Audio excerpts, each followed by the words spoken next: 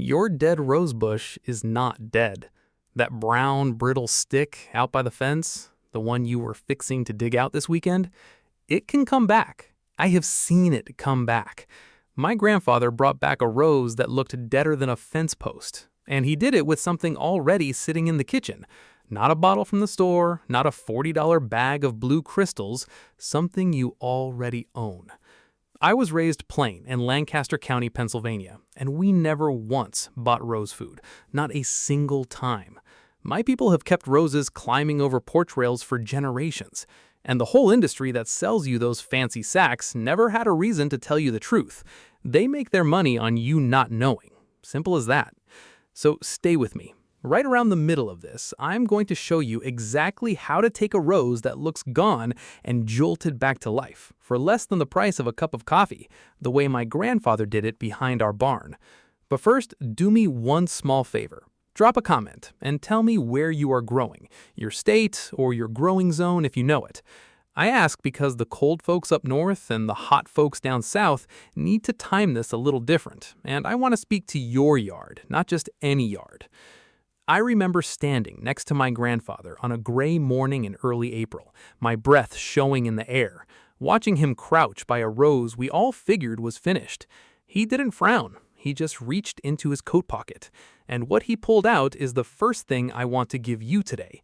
It was a banana peel. Now stay with me because I know how that sounds. You are picturing a peel tossed on the dirt, rotting, drawing flies. That is not what we did, and that is not what works. But the reason a banana peel matters to a rose is the same reason the store can charge you so much. And once you see it, you cannot unsee it. A rose is a hungry plant, hungrier than most things in your yard. And the one thing it craves more than almost anything when it comes time to make those big, heavy blooms is potassium. Potassium is the mineral that builds strong flower stems, deep color, and blooms that do not flop over in the first hard rain. When your roses come up weak, pale, with buds that brown and drop before they open, 9 times out of 10, they are starving for it. Here's the thing. The banana peel knows what the store hopes you never learn. A dried banana peel runs somewhere around 40 to 50% potassium by weight once you cook the water out of it. That is not folklore. That is what it is. The whole reason those expensive bloom-boosting formulas cost what they do is that they're selling you potassium in a jug and charging you like it is gold, when the good Lord already put a pile of it inside the fruit you throw in the trash every single week. So here's exactly how we did it and how you do it. Do not just bury a wet peel whole. It rots slow, it draws pests, and the goodness stays locked up too long to help a struggling plant fast. Instead, take 2 or 3 banana peels and dry them. In the old days, we laid them on the warm shelf above the wood stove for a couple of days, until they turned black and crisp like a burnt leaf. You can lay them on a windowsill in the sun, or set them in your oven on the lowest setting with the door cracked for an hour. Once they snap when you bend them, crush them into a powder between your hands, or run them through an old coffee grinder. Then take that dark powder and scratch it into the top inch of soil in a ring about 6 inches out from the base of the rose, not touching the stem. You never want any fertilizer piled right against the wood. Water it in well. That potassium, now broken down and ready, starts moving down to the roots within days, not months. How often? Once every 3 to 4 weeks through the growing season is plenty. You'll start to see it first in the leaves, a deeper, richer green, and then in the buds, which come fuller and hold their color longer. And here's the part that ought to make you a little sore.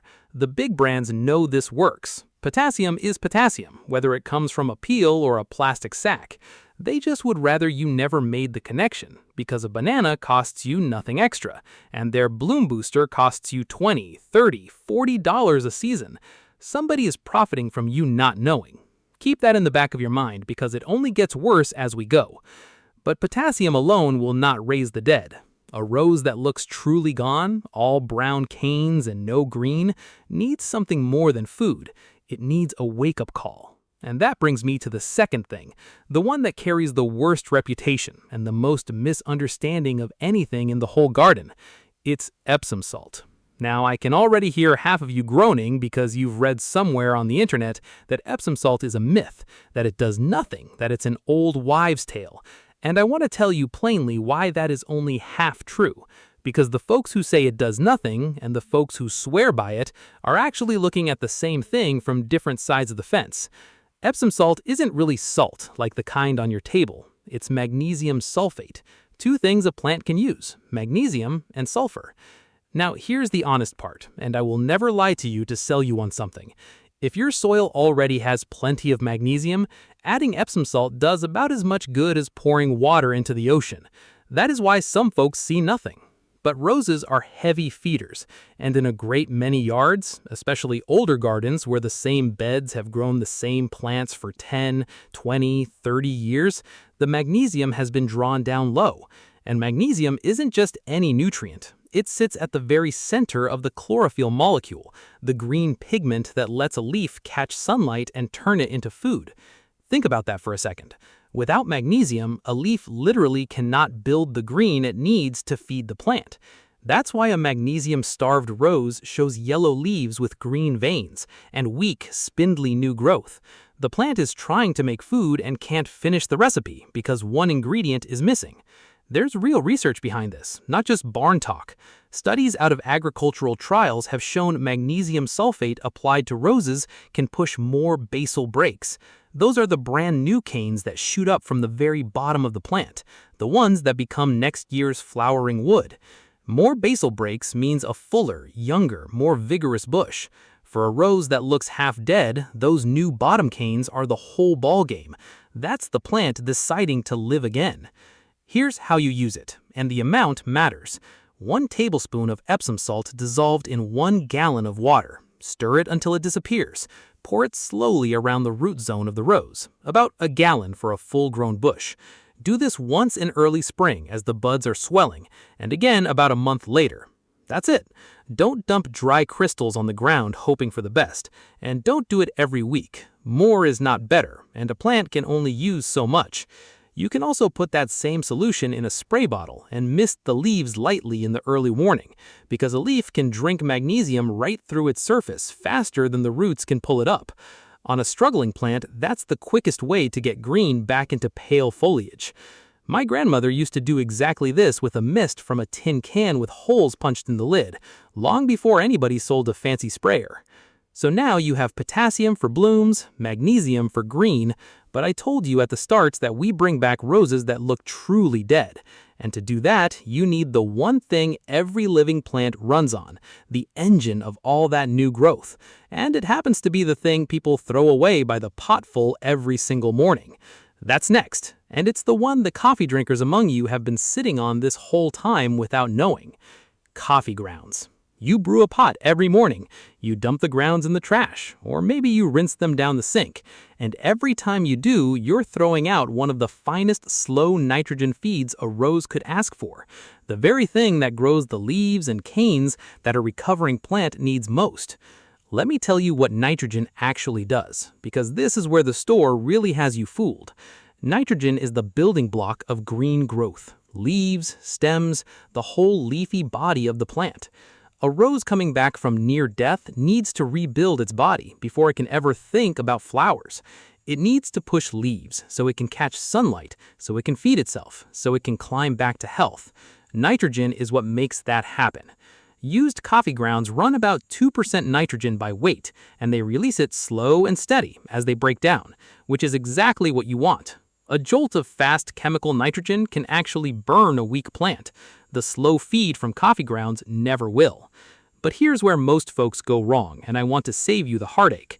Do not just pile fresh, wet coffee grounds in a thick mat right against the stem. When grounds clump, wet and thick, they can grow a crust that sheds water, and even turn a little sour.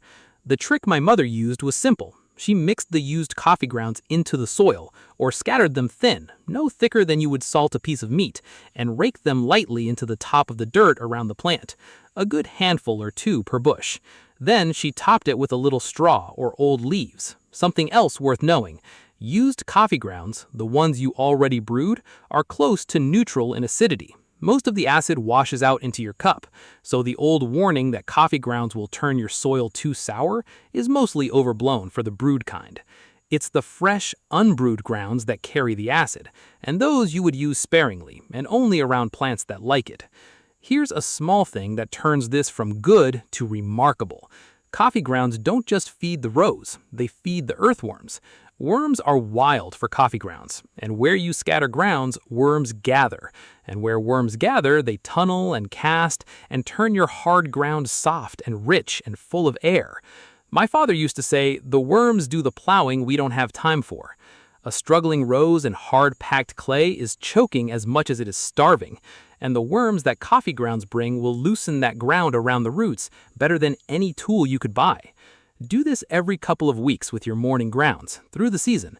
You are not just fertilizing, you're building living soil, the kind that keeps feeding the plant long after you've walked away. And it costs you exactly nothing, because you already made the coffee. Now, I know what some of you are thinking right about now.